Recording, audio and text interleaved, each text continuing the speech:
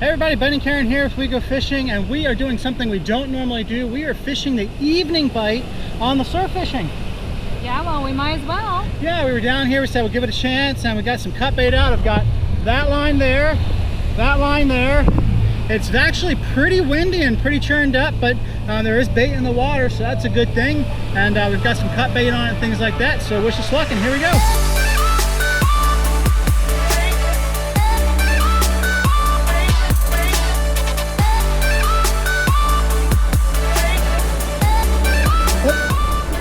There we go.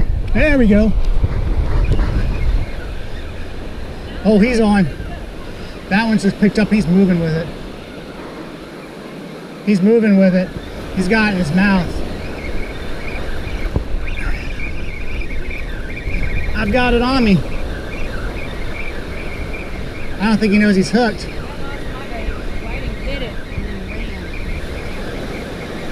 I don't know what this is because he's coming right at me. It's easy to reel? Yeah. Oh, you know what? It might have been a shark. Could have took the whole hook. No, it's still there. He just completely bit it. That's a shark. Yeah, that was a shark. Yeah, he was a shark. He hit it and yeah. Have y'all seen the where those called that we have?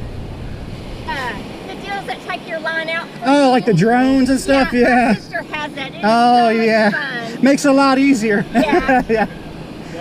Thank you. Appreciate it. All right, folks. You got slammed. I got slammed as soon as I hit the water out there. Did it run? Yeah. It looks like it's running now. Shark, maybe? Shark. Shark. Oh, it's a nice one. Oh, wow. Oh. There we go. Oh, that's a good one. That's a proper shark. Oh, yeah. Yeah, there we go. There you go. That's a nice looking shark. Yep. It's a good sized one. Woo.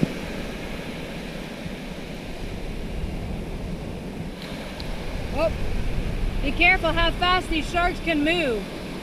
When they get a little water, they can move. See them thrash around. Be careful. Woo. Oh, that's a big one. All right, so I'm going to show you exactly how I make up the rigs to catch sharks like that. These rigs work great for sharks, bull reds, black drum, all kinds of different fish in the surf. These are easy rigs to make. You don't have to buy them in the store. You can actually just make them yourself. All right, so let me show you exactly what you need to get those rigs made and how to do that. First thing you're going to need is some line. This is 60-pound monofilament line. You can get 80-pound, even 100-pound. You can get definitely thicker line than this if you want to. But I find when I'm fishing for bull red, sharks, sharks are normally a bycatch for me. I'm not generally going specifically for them, but this line works really well for that. But you can go up in size if you want that. Also, I use Kahle hooks. This is a 5/0 Kahle hook in the surf. Sometimes I use 3. But 5 seems to be a good, the biggest one that I use. Circle hooks as well. Make sure you check your local regulations. In Texas, you do have to, if you are specifically fishing for sharks, you do have to use specific tackle. So that's why I never actually fish for sharks. They're a bycatch when I'm going for other species that are out there. But the rigs that I'm going to show you how I'm to make work for all kinds of species. You're also going to need a barrel swivel with a snap.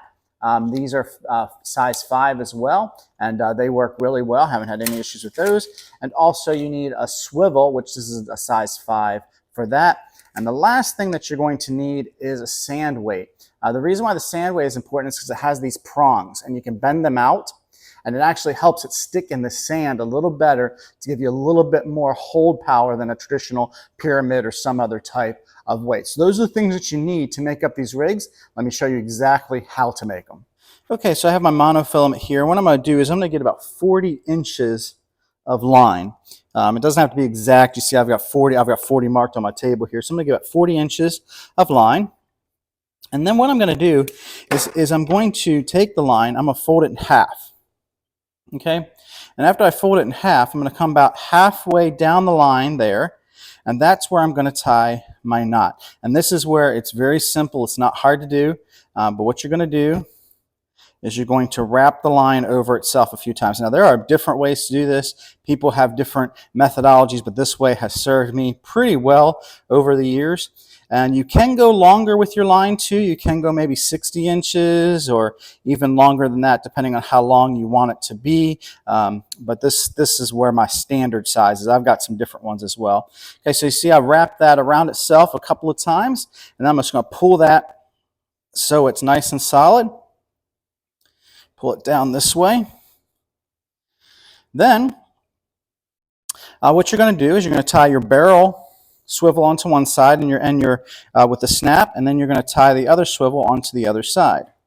And you just do that with a simple improved cinch knot. Work very well, very easy for most people to tie. It's probably the easiest one to tie. And I'm going to wrap it here a few times. Go back up and through. If you don't know how to tie these knots, there's plenty of videos online that will show you exactly how to tie these knots, because a fisherman is only as good as his knot.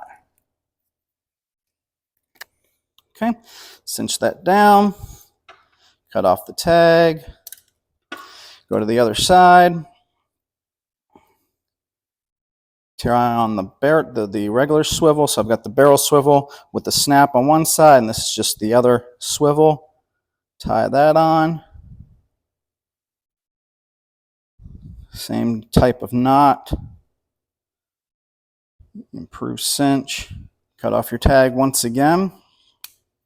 And then you're going to come to that loop that you made. Now, some people just use the loop and they put their hook on without cutting it. But what I do, and again, not everybody does it this way, I understand that, but I think it gives me a little bit more length and I like it this way, is I cut it. Okay, I cut that line where that knot is, leaving enough there so the knot holds. And then I tie a loop knot here for my hook. I like loop knots because I think it gives the just a little bit more action, just a little bit more in the water, whether it's live bait or whether it is dead bait. Okay, so tie that loop knot there. You can see why it's called loop knot, because it's nice and looped. Some people also will attach a bead here. There are times where I put a bead. There are times I don't use a bead, but sometimes you put a bead right here, give it a little bit more flash, a little bit more to stand out in the water. And then you hook on with the barrel swivel, you hook on your weight.